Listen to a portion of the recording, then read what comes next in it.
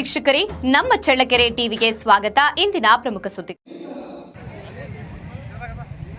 ಚಳ್ಳಕೆರೆಯಲ್ಲಿ ಇಂದು ನಡೆಯಲಿರುವ ಎಸ್ಟಿ ಮೀಸಲಾತಿ ಜಾಗೃತಿ ಸಮಾವೇಶದ ಅಂಗವಾಗಿ ನಾಯಕನಹಟ್ಟಿಯಲ್ಲಿ ಎಸ್ಟಿ ಮೋರ್ಚಾ ರಾಜ್ಯಾಧ್ಯಕ್ಷ ಬಂಗಾರು ಹನುಮಂತು ಬೈಕ್ ರ್ಯಾಲಿಗೆ ಚಾಲನೆ ನೀಡುತ್ತಾರೆ. ಬಳಿಕ ಮಾತನಾಡಿದ ಅವರು, ನಾಯಕ ಸಮುದಾಯಕ್ಕೆ ಜನಸಂಖ್ಯೆಗೆ ಅನುಗುಣವಾಗಿ ಎಸ್ಟಿ ಮೀಸಲಾತಿ ಕಲ್ಪಿಸಬೇಕು ಎಂದು ಆಗ್ರಹಿಸಿದ್ದಾರೆ.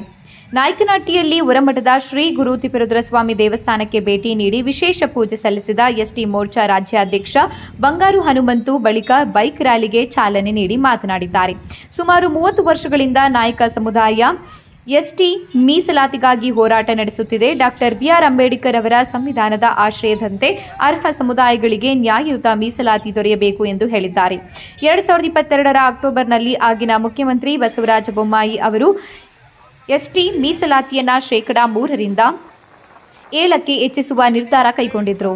ಸರ್ವಪಕ್ಷ ಸಭೆ ನಡೆಸಿ ಕಾನೂನುಬದ್ಧವಾಗಿ ವಿಧೇಯಕ ರೂಪಿಸಿ ವಿಧಾನಸಭೆಯ ಒಪ್ಪಿಗೆ ಹಾಗೂ ರಾಜ್ಯಪಾಲರ ಅನುಮೋದನೆಯನ್ನ ಪಡೆದಿದ್ದರು. ಆದರೆ ಪ್ರಸ್ತುತ ಕಾಂಗ್ರೆಸ್ ಸರ್ಕಾರ ಮೀಸಲಾತಿ ಜಾರಿಗೊಳಿಸುವಲ್ಲಿ ವಿಳಂಬ ಮಾಡುತ್ತಿದೆ ಎಂದು ಆರೋಪಿಸಿದ್ದಾರೆ.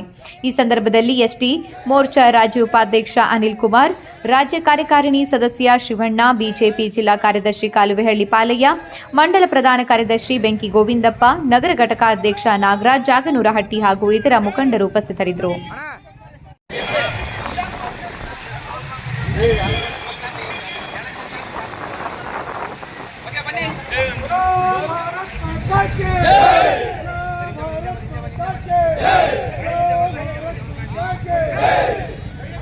ಅಣ್ಣ ಸ್ಲೋ ಮಾಡ್ರಿ.